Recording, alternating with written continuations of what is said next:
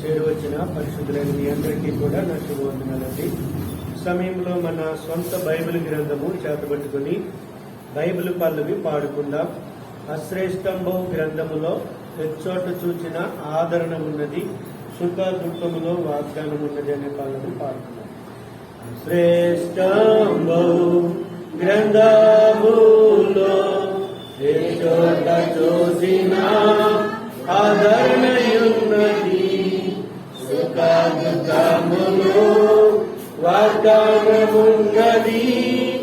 విశ్వాసము ధ్యానించుని, విశ్వాసము ధ్యానించుని. ఆరాధన కొరకు చేరువచ్చిన మనము పరిశుద్ధ బైబిల్ గ్రంథములో నుండి ఆదికాండము 3వ అధ్యాయము, ఆదికాండము 3వ అధ్యాయము 8-9 వచనాలు దయచేసి చదువుకుందాం. 8-9 వచనాలు దయచేసి కలిసి చదువుకుందాం. ఆదికాండము 3వ అధ్యాయము 8-9 వచనాలు అందరము కలిసి చదువుకుందాం. చల్లపూటను ఆదామును అతని భార్యయు తోటలో సంచరించుతున్న దేవుడైన యెహోవా స్వరము విని దేవుడైన యెహోవా ఎదుటికి రాకుండా తోట చెట్ల మధ్యను దాగుకొనగా దేవుడైన యెహోవా ఆదామును పిలిచి నీవు ఎక్కడ ఉన్నావనెను. నా వెనక చెప్పండి. 9వ వచనం.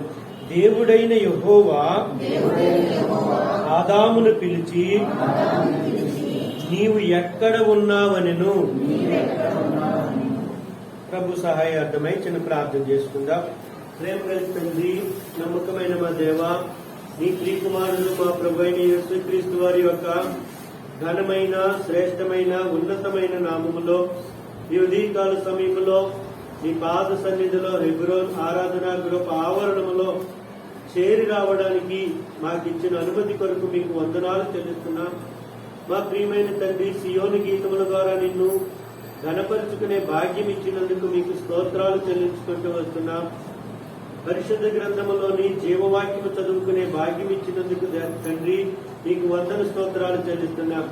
చదవబడిన లేఖన భాగము ద్వారా మాతోనూ నాతోనూ మాట్లాడుతూ రమ్మని, మా కొరకు దాచి ఉంచిన మహిమైశ్వర్యాన్ని ఆశీర్వదించి మా అక్కర కొలది విరిచి పంచిపెట్టమని, ఆత్మతో సత్యముతో నిన్ను ఆరాధించుటకు కావలసిన పురుకొల్పును లేఖన భాగముల ద్వారా మాకు అనుగ్రహించి పెట్టమని, నిలబడుతున్న నీ దాసుడు ఎన్నిక లేనివాడు, బుద్ధిహీనుడు, అయోగ్యుడు, అజ్ఞాని అని ప్రభా కనికరించి క్షమించి నీ బలిపీఠము మీద అగ్నితో కాల్చి శిలువ రక్తముతో శుద్ధి చేసి దాసుని గోరు ద్వారా మీరుగా నాతోనూ మాతోనూ మాట్లాడుతూ రమ్మని, ఈ సమయం ఆశీర్వాదకరముగా ఉంచమని, రాకేష్ను తీసుకుని తన తల్లి, తండ్రి, నాయనమ్మ, నాయన, మేనమామ, మేనత్తులు రాగలిగేందుకు సహాయపడుతూ వచ్చినావు.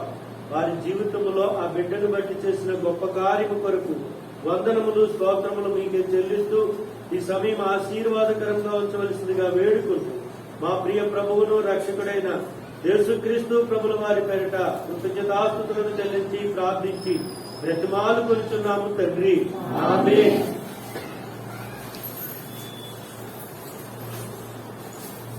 ఆరాధించడానికి చేరిన మనము దేవాది దేవుడు ఏదేను తోటలో ఆదామును వెతుకుతూ మాట్లాడిన మాటను చదువుకుంటూ వచ్చినాం. 9వ వచనములో చదివితే దేవుడైన యెహోవా ఆదామును పిలిచి నీవు ఎక్కడ ఉన్నావు అని అడుగుతున్నాడు. ఆదామా నువ్వెక్కడున్నావు? ఆదామా నువ్వెక్కడున్నావు? ఆదామా నువ్వెక్కడున్నావు అని అరుస్తూ ఆ తోటంతా వెతుకుతున్నాడు. అలా ఎందుకంత గట్టిగా అరుస్తూ వెతుకుతున్నాడు చూడండి. 8వ వచనంలో చల్లపూటను ఆదామును అతని భార్యయు తోటలో సంచరించుచున్న దేవుడైన యెహోవా స్వరము విని, ఒకసారి 2 సార్లు కాదు, వారు కనబడే వరకు కూడా ఆయన ఏం చేస్తున్నాడు? అరుస్తూ తిరుగుతున్నాడు. ఆదామా, ఆదామా నువ్వెక్కడా? ఎక్కడున్నావు నా కుమారుడా? ఎక్కడున్నావు నా కుమారుడా? ఆదామా అరుస్తూ ఆ తోటంతా తిరిగేస్తున్నాడు. నా ప్రియులారా, ఎందుకు తోటంతా ఆయన తిరగాల? ప్రతి దినము సాయంకాలము చల్లబూట పరలోకములో నుండి దేవాది దేవుడు ఆ ఏదెనులోనికి వచ్చేసరికి ఆ ఏదెనులో ముఖద్వారము దగ్గర ఆదాము ఉండేవాడు, అతని భార్య ఉండేది. ఈ సాయంకాల సమయంలో అదే స్థలానికి వచ్చేసరికి ఆదాము లేడు, అతని భార్య లేరు. ఎదుర్కోవడానికి పరుగున లేచి వచ్చేవారు ఇప్పుడు అక్కడ లేకపోయేసరికి ఆ ప్రియమైన తండ్రి హృదయము, అరే నా కుమారుడు కనబడడం లేదేంటి, నా కుమారుని భార్య కనబడడం లేదేంటి అని ఆతురతతో ఆయన ఏం చేస్తున్నాడంటే వెతుకుతూ ఉన్నాడు. ఆ స్వరం ఎలా ఉంటది అంటే, ఎప్పుడైనా కుమారుడు కనబడకపోతే, పిల్లలు కనబడకపోతే, పిల్లలకి ఏదైనా వ్యాధులు గాని లేదా బలహీనతలు గాని వచ్చినప్పుడు ఆ తల్లి హృదయము తండ్రి హృదయము, అరే నా పిల్లవాడు ఉండడా, ఇంకా నా పిల్లవాడు కనబడడా అని ఆ బాధ కలిగినప్పుడు వారి హృదయంలో నుండి వచ్చే మాట ఉంటుందే. ఇప్పుడు తండ్రి తల్లి ఉన్నారు, ఇప్పుడు వాళ్ళు కూడా గత ఒక వారం క్రితమే అదే అనుభవం గుండా వెళ్లారు. వాళ్ళ గుండె పగిలి ఎవరికీ చెప్పుకోలేరు, అరే నా కుమారుడు ఏమవుతాడు. మా జీవితంలో కూడా ఇలాగే ఒక మీటింగ్ లో మేము ఉన్నాం, ఒక పరిశుద్ధ సమాజ కూడికలో మేము ఉండిన సమయం కుటుంబారాధన జరుగుతుంది. అప్పుడు నా గుండె నా భార్య గుండె కూడా అలాగే పగిలి. ఎందుకంటే మా పెద్దవాడు జయప్రకాష్, అప్పటికి వాడికి 6 సంవత్సరాల వయసు ఉంటుంది. వాడు ఇంకొక స్నేహితుడు కలిసి ఉదయకాలమే ఎక్కడికో వెళ్ళినాడు. తీసుకెళ్లిన పిల్లవాడు తీసుకొస్తాడు కదా అనుకుంటే వాడు వచ్చినాడు, కానీ వీడు రాలేదు, ఎక్కడా కనబడడం లేదు. వాడిని అడిగితే వాడు ఏమీ చెప్పడం లేదు. ఇంకా వీళ్ళు మేము ఆ వీధులు భీమవరంలో ఎక్కడ తిరుగుతాం, ఈ వీధులు తిరుగుతున్నాం. ఒక సైకిల్ అడిగాను, సైకిల్ మీద నేను తిరుగుతూ ఉన్నాను. ఈమైతే కనుక ఎక్కడా తిరగకుండా ఆ మందిరంలో కూర్చొని ఇంక ఏడుపంట. అంటే అప్పుడు ఎలా ఉంది, నా కుమారుడు ఎక్కడుంటాడు, నా కుమారుడు కనబడతాడా కనబడడా? పిల్లల కొరకు తండ్రి తల్లి హృదయం ఎలా ఉంటదంటే, ఉయ్యాల్లో ఉన్న పిల్లడు ఒకసారి కనబడకపోతే ఆ పక్కింటి వాళ్ళు ఎవరో తీసుకెళ్లారనుకో, అప్పుడు ఉంటదండి తల్లి హృదయం. నా కొడుకు ఎక్కడా, నా కూతురు ఎక్కడా? అదే రీతిగా అరుస్తున్నాడు ఈయన. నా కుమారుడైన ఆదాము ఎక్కడా? నా చేతులతో నేను చేసుకున్న నా కుమారుడు ఎక్కడా? నా ఊపిరి ఊది జీవాత్మ కలిగిన వాడిగా చేసుకున్న నా కుమారుడు ఎక్కడా? నేను సిద్ధపరిచిన ఈ యొక్క సమస్త సృష్టి పైన అధికారము పొందినవాడు నా కుమారుడు. నా కుమారుడు ఎక్కడా, నా కుమారుడు ఎక్కడా, ఆదామా ఎక్కడా అని ఆయన అరుస్తూ ఆ తోటంతా తిరుగుతూ వచ్చినాడు. కారణం ఏమిటంటే ప్రియులారా, వారిరువురు దాగున్నారు. ఈయనకి అర్థమైపోయింది, వాళ్ళు నా ఎదుటికి రావడం లేదంటే భయపడినారు. భయపడుతున్నారు అంటే వాళ్ళు పాపము చేసినారు కాబట్టే వాళ్ళు భయపడుతున్నారు అని ఇంకా లోనికొస్తూ, నా కుమారుడా నువ్వెక్కడున్నావు అని అరుస్తూ తిరుగుతున్నాడు. అదే రీతిగా ప్రభు అయిన యేసుక్రీస్తు వారు నిన్ను నన్ను వెదుకుతూ ఈ భూమి మీదకి వచ్చినాడు. ఏదెను తోటలో దేవుడు తన కుమారుడైన ఆదాము కనబడకపోతే ఎలా వెతుకుతూ అరుస్తూ ఆ తోట అంతా వెదికినాడో, పాపులమైన నీ కొరకు నా కొరకు ప్రభు అయిన యేసుక్రీస్తు వారు కూడా ఆ పరలోకాన్ని విడిచి భూమి మీదకి వచ్చి నిన్ను నన్ను వెదుకుచు అరుస్తూ తిరిగినాడైనా. నువ్వెవరివైనా సరే ఈ దినాన నీవు ఇక్కడికి వచ్చినావు అంటే, నీవు ఇక్కడ కూర్చున్నావు అంటే ఆయన నిన్ను వెదికినాడు కాబట్టే. ఆయన నిన్ను వెదికి నీ దగ్గరకు ఆయన సువార్తను తెచ్చి ఆయన నిన్ను కనుగొన్నాడు కాబట్టే. చదువుదామా మాట, లూకా సువార్త 19వ అధ్యాయము 10వ వచనం. లూకా సువార్త 19వ అధ్యాయం 10వ వచనం. నశించిన దానిని వెదికి రక్షించుటకు. నేను ఇదే వాక్యాన్ని సుమారు ఒక 20 సంవత్సరాల క్రితం చదివినప్పుడు, 15 సంవత్సరాలు అయి ఉండవచ్చు, చదివినప్పుడు అక్షరం తప్పుగా చదివాను. నశించుచున్న దానిని వెదికి రక్షించుటకు మనుష్య కుమారుడు వచ్చినని ఫ్లోలో చదివికెళ్లిపోయి సువార్త చెప్పేటప్పుడు అదే మాట చెప్పిన, నశించుచున్న దానిని వెదికి రక్షించుటకు మనుష్య కుమారుడు వచ్చినాడు. సువార్త అయిపోయిన తర్వాత దైవజనుడు నా దగ్గరికి వచ్చి, నువ్వు చెప్పిన మాట ఏంటి ఒకసారి చదువు అన్నారు. వాక్యం తీసి చదివిన. ఆ చదివేటప్పుడు కూడా ఎలా చదువుతున్నా, నశించుచున్న దాన్ని వెదికి రక్షించుటకు మనుష్య కుమారుడు, తొందరపాటు. ఆయన అన్నాడు నవ్వి, మరొకసారి దాని మీద దృష్టి పెట్టి చదువు అంటే, అన్నెందుకు 2 సార్లు చెప్పినారు అని చదివితే, నశించిన దానిని, నశించుచున్న దానికి నశించిన దానికి చాలా తేడా ఉంది. నేను చెప్పే మాట నశించుచున్నది అంటే ఇంకా ఆ ప్రాసెస్ జరుగుతుంది. కొంచెం బాగానే ఉన్నాడు, కొంచెమే చెడిపోయాడు. చూడండి, మనం యాపిల్ కొంటే సగం బాగానే ఉంటుంది, సగం చెడిపోతుంది. అలాగా నేను చెప్పా. కానీ దేవుని వాక్యం ఏమైందంటే పూర్తిగా చెడిపోయాడు. చెడిపోవడమే కాదు, నశించిపోయాడు. నశించిపోవడం అంటే అర్థము నాకు అప్పుడు ఎరగలేదు. కొద్ది దినాలకి దేవుడు నాకు చెప్పినాడు.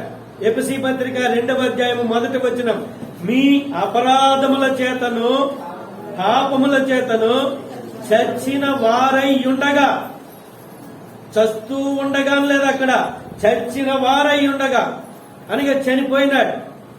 నేనేమైనాను, నా అపరాధాల చేత నా పాపముల చేత నేను చచ్చినాను, నశించిపోయాను. ఇలా నశించిపోయిన నన్ను వెతకడానికి, రక్షించడానికి ఈ లోకానికి యేసుక్రీస్తు ప్రభుల వారు వచ్చారు. నీవేమనుకుంటావు, నేనేమనుకుంటామంటే యేసు ప్రభుల వారు ఒక కులానికి దేవుడు, ఒక దేశానికి దేవుడు, లేకపోతే కన్ను, కాలు, చెయ్యి, ముక్కు, బాధలు వచ్చినప్పుడు, నొప్పులు వచ్చినప్పుడు తగ్గించేవాడు అనుకుంటాం. కాదండి, అవన్నీ తర్వాత జరిగేవి.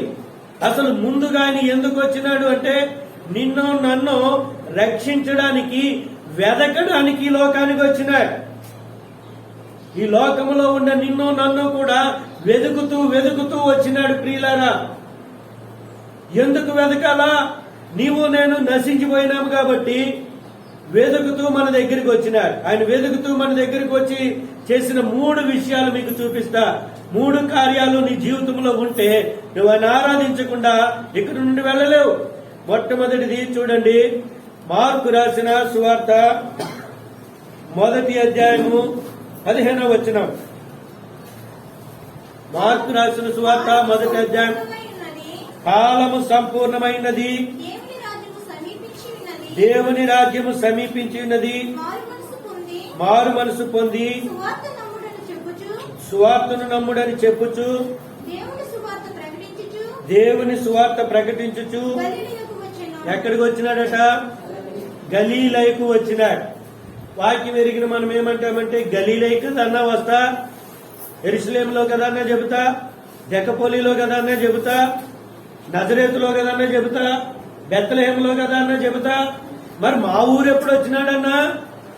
అదే అధ్యాయము 38వ వచనం. అదే అధ్యాయము 38వ వచనం. ఆయన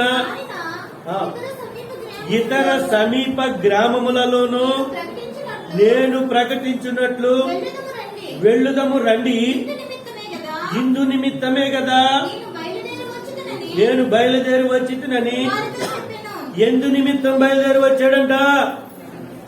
ఇందు నిమిత్తమే వచ్చాడంట. ఎందు నిమిత్తమయ్యా? ప్రకటించే నిమిత్తం. ఎక్కడెక్కడ ప్రకటిస్తావు? యెరూషలేములోను, దెగబలిలోను, నజరేతులోను, గలీలయలోను, బెత్లెహేములోనేనా? కాదు.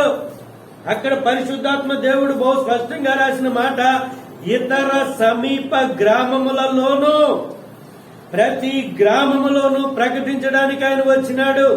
ఏమని ప్రకటించినాడు? ఇందాక చదువుకున్నాం కదా, 15వ వచనం, కాలము సంపూర్ణమైనది, దేవుని రాజ్యం సమీపించి ఉన్నది, మారు మనస్సు పొంది. ప్రియ సహోదరుడా, ప్రియ సహోదరి, సువార్త నీకు చెప్పేది ఏంటి అంటే నువ్వు మారు మనసు పొందమని. చాలా మంది సువార్తను వింటారు గాని మారు మనసు పొందరు. యేసు ప్రభుని నమ్ముకోమన్నారు, మేము నమ్మేసుకున్నాం యేసు ప్రభుని. యేసు ప్రభుల వారిని చేర్చుకోమన్నారు, మేము యేసు ప్రభుల వారిని చేర్చుకున్నాం. కానీ మనసు మార్చుకోరు, క్రియలు మార్చుకోరు, వారి ఉద్దేశాలు మార్చుకోరు, వారి బ్రతుకు మారదు. అలాంటి వారు సువార్త వినినప్పటికీ మార్పు లేని బ్రతుకులోనే బ్రతుకుతూ ఉంటారు. యేసు ప్రభుల వారు చెప్పిన స్పష్టమైన సువార్త ఏంటంటే, కాలం ఒకటి సంపూర్ణమైపోయింది, అంటే కాలము ముగించబడుతూ ఉంది. రెండో మాట చెప్పినాడు, దేవుని రాజ్యము సమీపించి ఉంది. ఆ దేవాది దేవుడు ఈ రాజ్యాన్ని ఏలబోయే కాలం సమీపంగా ఉంది. మూడవది చెప్పినాడు, నీవు మారు మనసు పొందు. నీవింతవరకు ఉన్న నీ మనసు సరి అయినది కాదు. ఇంతవరకు నువ్వు బ్రతుకుతున్న బ్రతుకు సరైనది కాదు. ఇంతవరకు నువ్వు జీవిస్తున్న జీవితం సరైనది కాదు. నువ్వు మారు మనసు పొందు. అప్పుడు నీ బ్రతుకు మార్చబడతాది, నీ జీవితం మార్చబడతాది, నీ యొక్క వైఖరి మార్చబడతాది అని యేసుక్రీస్తు ప్రభుల వారు సువార్త చెప్పుచు మన గ్రామం దగ్గర కూడా వచ్చినాడు. ఆయన మన దేశానికి తోమా వచ్చినాడు. ఆ తోమా గారి ద్వారా రక్షించబడిన అనేక మంది ఈ భారతదేశంలో పలు రాష్ట్రాలకు వచ్చినారు. అన్ని రాష్ట్రాలకి కూడా, అన్ని దేశాలకి కూడా సహోదరుడు దేవదేవుడు భగత్ సింగ్ అన్న గారి ద్వారా సువార్త దండయాత్రలు చేసినాడు. ఆయన ఎక్కడ బహిరంగ మీటింగులు పెట్టినట్లుగా మీరు ఆయన చరిత్రలో చదవలేరు. భగత్ సింగ్ అన్న గారు బహిరంగ మీటింగ్ పెట్టారు, స్వస్థత కూడిక పెట్టారు, 10 రోజులు కూడికలు ఫలానా పట్టణంలో జరిపించాడని ఆయన చరిత్రలో ఎక్కడా మనం చదవలేము. కానీ ప్రతి గ్రామానికి సువార్త దండయాత్ర చేసినాడని చదవగలుగుతాం. యేసు ప్రభుల వారు చేసింది సువార్త. దైవజనుడు భగత్ సింగ్ అన్న గారి ద్వారా కూడా దేవుడు అదే సువార్తను ఆయన ద్వారా మన దాకా తీసుకొచ్చినాడు. మన గ్రామాలకు వచ్చినాడు ఆయన. ప్రతి గ్రామానికి కూడా ఆయన ద్వారా పంపబడిన వారు కూడా తిరుగుతూ వచ్చినారు. అలా నీకు నాకు కూడా సువార్తను అందించడానికి పరలోకాన్ని విడిచి యేసు ప్రభుల వారు నిన్ను నన్ను వెతుకుతూ వచ్చినాడు. రక్షించబడిన ప్రియ సహోదరుడా, ప్రియ సహోదరి, నీవేమనుకుంటావంటే, నేను యేసు ప్రభుల వారిని తెలుసుకున్నానండి, నేను బైబిల్ చదవగా నేను పాపమును నా చేత ఒప్పించాడు పరిశుద్ధాత్మ దేవుడు, నేను అప్పుడు ఒప్పుకొని నేను రక్షణ పొందేశాను. కానీ నీ రక్షణ వెనుక ఆ ప్రియ ప్రభుల వారు పరలోకాన్ని విడిచి, మహిమను విడిచి, ఆయన తేజస్సును విడిచి, ఆయన అధికారాన్ని విడిచి ఈ లోకానికి నిన్ను నన్ను వెతుకుతూ సువార్త చేతబట్టుకొని నీ దగ్గరకు నా దగ్గరకు వచ్చినాడు. మన భారతదేశం వచ్చినాడు, మన రాష్ట్రం వచ్చినాడు, మన జిల్లాలోనికి వచ్చినాడు, నీ ఈదిలోనికి వచ్చినాడు. చూడండి ఆ మాట ప్రకటన గ్రంథము 3వ అధ్యాయము 20వ వచనములో. ప్రకటన గ్రంథం 3వ అధ్యాయము, ఇదిగో తలుపునొద్ద నిలుచుండి తట్టుచున్నాను, ఎవడైనను నా స్వరము విని తలుపు తీసిన ఎడల నేను అతని యొద్దకు వచ్చి అతనితో నేనును నాతో కూడా అతడును భోజనం చేసేవాళ్ళు ఎక్కడ కూర్చుంటారండి? ఇక్కడ నేను కూర్చుంటే నన్ను భోజనానికి పిలిచారనుకోండి, ప్రసాద్ గారు కానీ అప్పారావు గారు కానీ, నువ్వు ఎక్కడ తినవయ్యా, నేను అక్కడ తింటాను, నా దూరాన్ని కూర్చుంటారండి.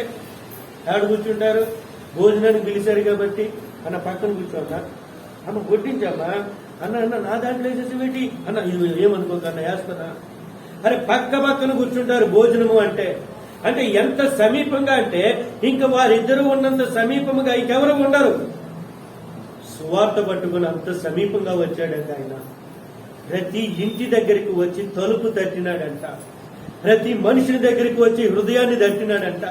ఎవడైనా ఇంటి తలుపు తీస్తే ఇంట్లోనికి వస్తాడట, హృదయపు తలుపు తీస్తే హృదయంలోనికి వస్తాడంట.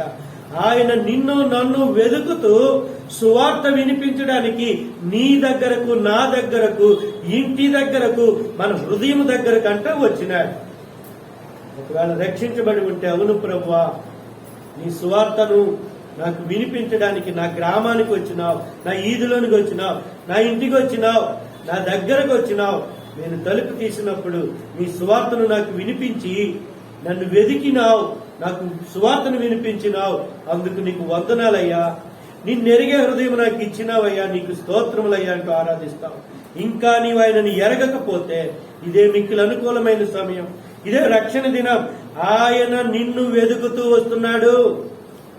ఆదామా, నీవు ఎక్కడ ఉన్నావని ఏదెనులో ప్రియ ప్రభుల వారు తండ్రి అయిన దేవుడు ఆదామును అడిగినట్లుగానే 2021 సంవత్సరాలుగా ఇంకా రక్షింపబడని యేసుక్రీస్తు ప్రభుల వారి యొక్క రక్తముతో కొనబడని ప్రతి ఒక్కరి దగ్గరికి, నా కుమారుడా నువ్వెక్కడున్నావు, నా కుమార్తె నువ్వెక్కడున్నావు, నీ కొరకే సువార్తను తీసుకొచ్చిన మారు మనసు పొందు, నీ బ్రతుకు మార్చుకో, ఆనందముగా, సంతోషముగా, సంతృప్తితో, సమాధానముతో జీవించడానికి నా సిలువ దగ్గరకు రా అని ఆయన నిన్ను వెదుకుచూ తిరుగుతున్న సమయం ఇది. దయచేసి ఇప్పుడైనా ఆయన సువార్తను విను, విశ్వాసం ఉంచు, నీవు కూడా అట్టి నెమ్మది సమాధానము పొందుతావు. రెండవదిగా చూద్దాం, ఆయన వచ్చి మన కొరకు చేసినటువంటి కార్యం. చూడండి, మార్కు రాసిన సువార్తలోనే 2వ అధ్యాయము 10వ వచనములో, మార్కు రాసిన సువార్త 2వ అధ్యాయం 10వ వచనములో, అయితే పాపములు క్షమించుటకు భూమి మీద మనిషి కుమారునికి అధికారము కలదని మీరు తెలుసుకొనవలని.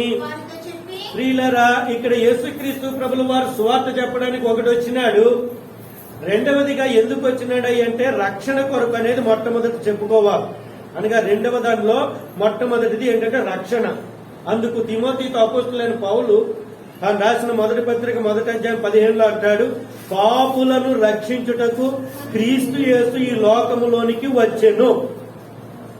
అయితే రక్షణనివ్వాలి అంటే, నీవు నేను రక్షించబడాలి అంటే మన పాపాలు క్షమించబడాలా.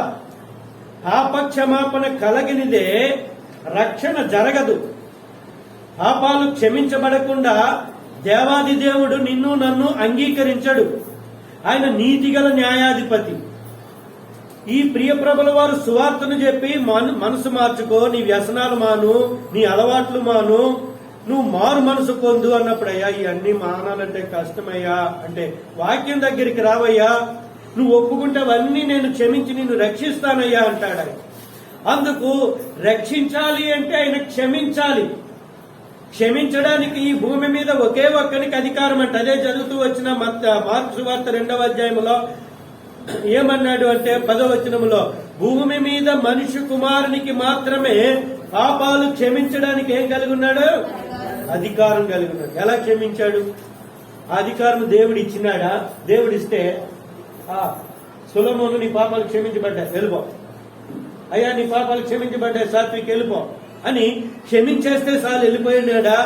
క్షమించేస్తే చాలు నీ పాపాలు నా పాపాలు క్షమించబడిపోయినాయా అంటే ఆయన స్పష్టంగా చెప్పిన మాట. మత్తయి రాసిన సువార్త 26వ అధ్యాయము 28వ వచనం. ఆయన సిలువకు వెళ్లడానికి కొన్ని గంటల ముందు ఈ మాట చెప్పినారు, ఇది నా రక్తము అనగా పాప క్షమాపణ నిమిత్తము అనేకుల కొరకు చిందింపబడుచున్న నిబంధన రక్తము. ఆయన రొట్టెనెట్టుకుని ఇది నా శరీరం అని చెప్పినాడండి. తర్వాత ఆ పాత్రను, రసమున్న పాత్ర పట్టుకొని ఆ పాత్రను ఇలా చేత్తో పట్టుకుని అంటాడు, ఇది నా రక్తము అనేకుల పాప క్షమాపణ నిమిత్తం అనగా పాప క్షమాపణ నిమిత్తం అనేకుల కొరకు చిందింపబడుతున్న రక్తం. ఆయన రక్తము చిందిస్తేనే నీకు నాకు పాప క్షమాపణ. రక్తము చూడండి, ఆ మాట కూడా హెబ్రీ పత్రికలో 9వ అధ్యాయంలో, రక్తము చిందించకుండా పాప క్షమాపణ కలుగ నేరదు అని, అది సామాన్యముగా చెప్పవచ్చునని 9వ అధ్యాయంలో చెప్పినాడు. 22వ వచనం చివరి భాగములో 9:22, రక్తము చిందింపకుండా పాప క్షమాపణ కలుగుదని సామాన్యముగా చెప్పవచ్చు. అయితే ఏ రక్తము? ఎడ్ల యొక్కయు కోడల యొక్కయు రక్తము కాదు గాని ప్రభువైన యేసుక్రీస్తు వారి యొక్క స్వరక్తముతో నిర్దోషమైన నిష్కళంకమైన పరిశుద్ధమైన రక్తాన్ని చివరి బొట్టు వరకు నీ కొరకు నా కొరకు చిందించి నీకు నాకు పాప క్షమాపణ ఇచ్చినాడు. పాపముతోనూ శాపముతోనూ పడి ఉండిన చెడిపోయిన మానవాళిని వెదికి రక్షించడానికి వచ్చిన యేసుక్రీస్తు ప్రభుల వారు ఒకటి సువార్తను పట్టుకుని నీ దగ్గరకు నా దగ్గరకు వచ్చినాడు. సువార్తను విని విశ్వాసం ఉంచిన మనము శిలువ దగ్గరకు వెళితే శిలువలో ఆ ప్రియ ప్రభుల వారు చిందించిన 3 మేకుల మీద 5 గాయాలలో నుండి 39 కొరడా దెబ్బలలో నుండి చిందింపబడిన ప్రతి రక్తము బొట్టు నీ నా అపరాధములు, పాపములు, దోషములు అన్నింటినీ కడిగి క్షమాపణిస్తూ ఉంది. ఇంకా దేని ద్వారా కూడా భూమి మీద మానవునికి క్షమాపణ లేదు, కేవలము యేసు రక్తమే. చదవండి ఆ మాట. యోహాను రాసిన మొదటి పత్రిక 1వ అధ్యాయము 9వ వచనం 7వ వచనం చివరి భాగం. యోహాను రాసిన మొదటి పత్రిక 1వ అధ్యాయం 7వ వచనం. అప్పుడు ఆయన కుమారుడైన యేసు రక్తము ప్రతి పాపము నుండి మనలను పవిత్రులనుగా చేయును. 9వ వచనం, మన పాపములను మనము ఒప్పుకొని ఎడల ఆయన నమ్మదగిన వాడును నీతిమంతుడును గనుక ఆయన మన పాపములను క్షమించి. ప్రియ సహోదరుడా, ప్రియ సహోదరి, ఆయన ఎందుకు వచ్చినాడు? సువార్త వినిపించడానికి వచ్చినాడు. ఆయనకి ఎందుకు వచ్చినాడు? నిన్ను రక్షించడానికి, ముందుగా మన పాపాలు క్షమించడానికి వచ్చినాడు. అందుకే వెతికినాడు నిన్ను నన్ను. ఆయన చేతికి నువ్వు లోబడుతున్నావా? ఆయన నిన్ను నన్ను వెతుకుతూ వచ్చినాడు. సువార్త వినిపించినందుకు స్తోత్రాలు చెల్లించుదాం. నా అపరాధములు పాపములు క్షమించబడినట్లుగా సిలువలో నువ్వు చిందించిన రక్తము కొరకు స్తోత్రములయ్యా. నీ రక్తము ద్వారా నాకు ఇచ్చిన క్షమాపణను బట్టి నీకు స్తోత్రములు అంటూ ఆయన ఆరాధించుకుందాం. 3వది ప్రియులారా, ఆ రక్తము ద్వారా మనము పాప క్షమాపణ పొందినాక ఆయన నిన్ను నన్ను రక్షిస్తూ వచ్చినాడు. అదే మాట తిమోతి పత్రికలో మనం చదువుతాం. పాపులను రక్షించుటకు క్రీస్తు యేసు ఈ లోకమునకు వచ్చెను. దేని నుండి రక్షించినాడు? 2 విషయాలు చూడండి. మొట్టమొదటిది, ఆయన ఈ లోకములో నీవు నేను కూడా చేసిన అపరాధాల వలన దేవునికి కోపము రేపిన. రోమాపత్రిక 1వ అధ్యాయం 18వ వచనం. రోమాపత్రిక 1వ అధ్యాయం 18వ వచనం. దుర్నీతి చేత సత్యమును అడ్డగించు మనుషుల యొక్క సమస్త భక్తిహీనత మీదను దుర్నీతి మీదను దేవుని కోపము పరలోకము నుండి బయలుపరచబడుతున్నది. ఆ బయలుపరచబడబోయే దేవుని యొక్క కోపమే దేవుని యొక్క ఉగ్రత. ఆ దేవుని ఉగ్రత నుండి ఆయన మనలను రక్షించినాడు. ఎలాగున్న రక్షించినాడు? 5వ అధ్యాయం రోమాపత్రిక 5వ అధ్యాయం 9వ వచనములో, కాబట్టి ఆయన రక్తము వలన ఇప్పుడు నీతిమంతులముగా తీర్చబడి మరింత నిశ్చయముగా ఆయన ద్వారా ఉగ్రత నుండి, ఆ దేవుని ఉగ్రత నుండి మనం రక్షించబడినాం. ఇక జన్మముతోనే మనము చేసిన అనీతి కార్యాలన్నిటిని బట్టి రేపబడిన దేవుని కోపమనే ఉగ్రత ఇంకా రాబోయే దినాల్లో ఈ భూమి మీద 7 తీర్పులు, 7 పాత్రలు అనే వాటితో కుమ్మరించబడుతూ ఉంది. ఆ తీర్పు దినాన, ఆ పాత్రలు కుమ్మరించబడే దినాన, ఆ 7 తెగుళ్లు భూమిని చుట్టే దినాన, ఆ 7 సంవత్సరాల మహాశ్రమల కాలాలలో నీవు నేను తప్పించబడినట్లు యేసుక్రీస్తు ప్రభువు వారు రక్షించినాడు. రక్షణ అంటే ఏదో సామాన్యమైనగా నేను పూజ చేసుకున్నానండి, నేను కూడా దిగిపోయానండి, నేను కూడా తీసుకున్నా నువ్వు కూడా తీసుకో. ఏంటి తీసుకోవడం? అదేమైనా జాంకాయ? నేను ఒక కాయ తింటున్నా, నువ్వు కాయ తినేదానికి. రక్షణ, పాపము శిక్ష నుండి రక్షణ, దేవుని ఉగ్రత నుండి రక్షణ, దేవుడు వెల్లడి చేయబోయే ఆ తీర్పులలో నీవు నేను ఉండకుండా రక్షింపబడడం. అంతేకాదు ప్రియులారా, 2వది నరకమనే, అగ్నిగుండమనే వేదనకరమైన స్థలములో నుండి నిన్ను నన్ను రక్షించినాడు. చాలా మంది ఏమనుకుంటారంటే, పాపం చేసుకున్నాడు కానీ నరకం. నేనేం పాపం చేయలేదండి, నేను ఎవ్వరికి ఏం అన్యాయం చేయలేదండి. నువ్వెవరికి అన్యాయం చేయలేదు, మంచివాడివే, మంచిదానివే. కానీ జన్మముతోనే నీవు నేను పాపులము. కీర్తనల గ్రంథం 51వ అధ్యాయం 5లో చెప్పినాడు, నేను జన్మముతోనే పాపినై ఉన్నాను అని అంట. అందుకే 3వ అధ్యాయం రోమాపత్రికలో చెప్తూ వస్తాడు 23వ వచనంలో, ఏ భేదమును లేదు, అందరూ పాపులే అని చెప్తున్నాడు. కాబట్టి ప్రియ సహోదరుడా, ప్రియ సహోదరి, పాపులమైన నిన్ను నన్ను వెతుకుతూ యేసుక్రీస్తు ప్రభుల వారి లోకానికి వచ్చినాడు. సువార్త వినిపించడానికి వచ్చినాడు, పాపాలు క్షమించడానికి వచ్చినాడు, నిన్ను నన్ను రక్షించడానికి వచ్చినాడు. ఆయన వెతుకుతూ నీ కొరకు నా కొరకు ఈ లోకానికి వచ్చినాడు. ఈ మాట చదువుతున్నప్పుడు నాకు జ్ఞాపకం వచ్చిన మాట, నా బాల్య దినాలలో, అనగా 10-12 సంవత్సరాల వయసుండిన దినాల్లో, కరెక్ట్ గా ఈ సెప్టెంబర్ మాసంలోనే మా గ్రామంలో జరిగేటటువంటి ఆ ఉత్సవాలు ఉంటాయి కదండి. ఆ ఉత్సవాలు అప్పుడైతే కనుక ఏం వేసేవారంటే సినిమాలు, నాటకాలు, డ్రామాలు వేసేవారు. 9 రోజులు దాకా వేస్తూనే ఉండేవారు. స్నేహితులతో కలిసి ఆడుకుంటూ వాళ్ళు పెట్టేవేంటి, ఉడకబెట్టినవన్నీ పెట్టేవారు. ఒక్కొక్క రోజు ఒక్కొక్కటి పెట్టేవారు. ఇంకా స్తంభాల చుట్టూ ఆడుకుంటూ అవి తిని, ఆ తర్వాత పెద్ద డ్రామాలన్నీ వేసేవారు. అవి చూసి ఇక అయిపోయిన తర్వాత 12 గంటలు అవుతుంది, ఇంకా అక్కడే నిద్రపోయారు.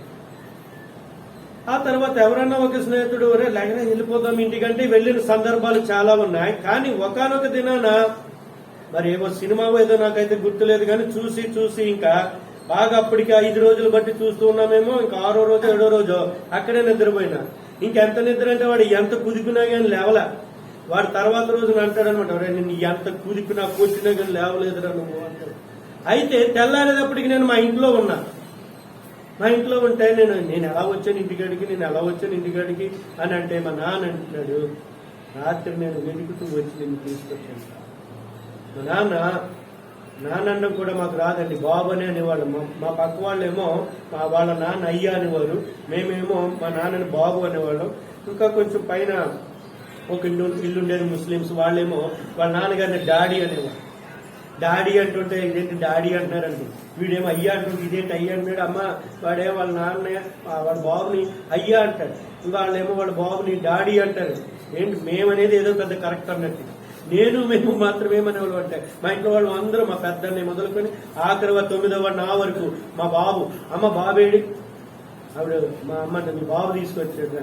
ఎక్కడున్నాను బాబా నేను అంటేనే ఆ పావుట్ల అరుగు మీద పడుకొని ఉన్నావురా, ఆడు వచ్చి మీ స్నేహితుడు వచ్చి ఎంత కూర్చున్నా నిలుపుతలేదు అంటే వెతుకుతూ వచ్చి రాత్రి అంతా నిన్ను వెతుక్కొని ఆ అరుగు మీద ఉన్న నిన్ను తీసుకొచ్చి. ప్రియులారా, ఒక శరీర సంబంధమైన తండ్రి అలా వెతుకుతుంటే యేసుక్రీస్తు ప్రభుల వారు నిన్ను నన్ను కన్నాడే, ఆయన చేతులతో చేసుకున్నాడే. నీవు నేను నశించిపోవటం ఆయనకి ఇష్టమా? అందుకే నిన్ను నన్ను ఆయన వెతుకుతూ వచ్చినాడు. యేసు ప్రభుల వారు వెతుకుతూ పరలోకాన్ని విడిచి, మహిమను విడిచి, తేజస్సును విడిచి, అధికారాన్ని విడిచి, దూతల ఆరాధనను విడిచి, ఆయనకున్న సమస్తాన్ని విడిచి నిన్ను వెతుకుతూ నన్ను వెతుకుతూ ఈ లోకానికి వచ్చినాడు. ఒక్కసారి ఆ మాట నీ గుండెల్లో పెట్టుకో. నన్ను వెతుకుతూ ఆయన వచ్చినాడా? నన్ను వెతుకుతూ వచ్చినాడు. అవును, వెతుకుతూ వచ్చినాడు. సువార్త వినిపించినాడు, క్షమాపణ కొరకు రక్తము చిందించినాడు, నిన్ను నన్ను రక్షించడానికి ప్రాణం పెట్టినాడు. అది ఎరిగి ఉంటే, అయ్యా నీ కుమారుడైన ఆదామును ఏదేనులో నీ వెతికినట్లుగా నశించిపోయిన నన్ను వెతకడానికి నీ కుమారుడు పంపించినావు, అందుకు నీకు వందనాలు.